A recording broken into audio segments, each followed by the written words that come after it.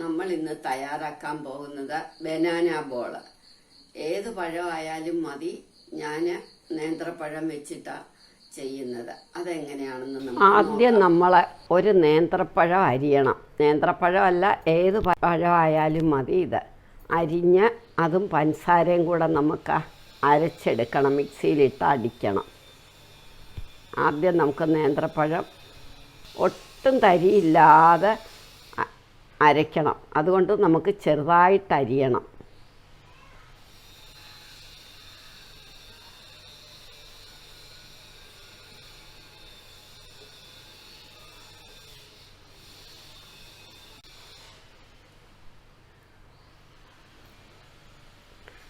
ഇനി നമുക്ക് ഇതും പഞ്ചസാരയും കൂടെ അരയ്ക്കണം.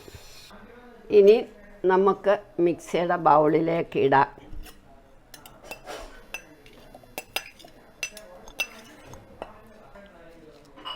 മൂന്ന് ടേബിൾ സ്പൂൺ പഞ്ചസാരയും കൂടി ഇടണം.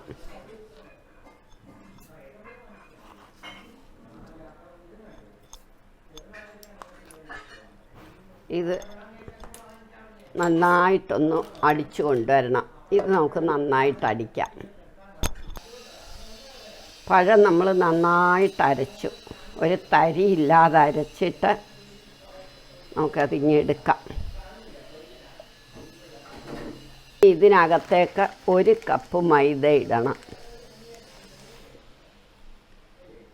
കുറേശ്ശെ കുറേശ്ശെ ഇടണം. എന്നിട്ട് നന്നായിട്ട് ഇളക്കണം.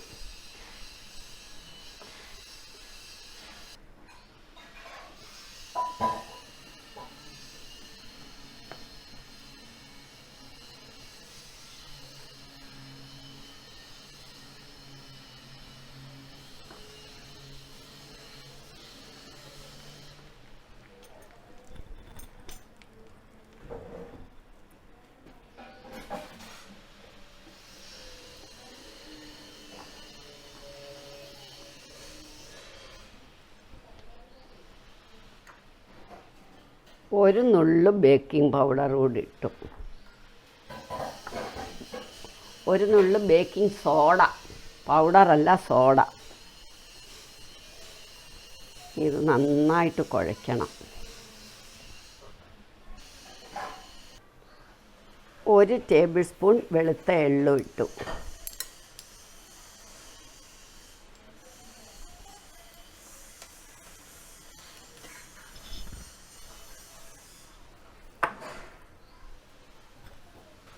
ഇനി ഇതൊരു 5 മിനിറ്റ് ഇരിക്കട്ടെ. ഇനി ഇതെല്ലാം നമ്മൾ ചെറിയ ഉരുളകളായിട്ട് ഉരുട്ടി വെക്കണം. ഇതേമാതിരി എല്ലാം ഉരുട്ടി വെക്കും. ഇതെല്ലാം ഉരുട്ടി കഴിഞ്ഞു. ഇനി നമുക്ക് എണ്ണ അടുപ്പേ വെച്ച് അതിലേക്കിട്ട് വറുത്ത് പോരാം. ഇതെല്ലാം നമ്മൾ അടുപ്പേ വെച്ചു.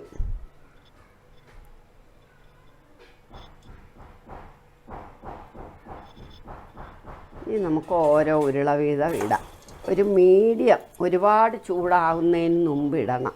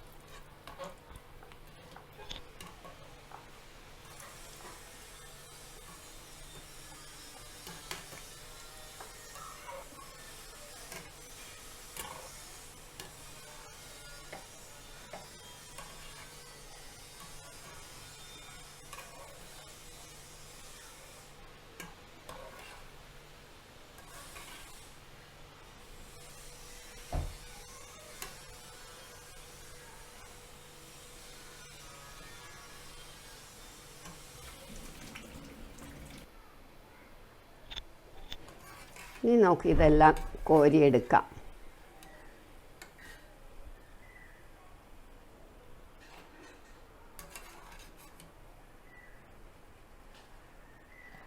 ഇങ്ങനെ നമ്മൾ എല്ലാം ഉണ്ടാക്കിയെടുക്കണം.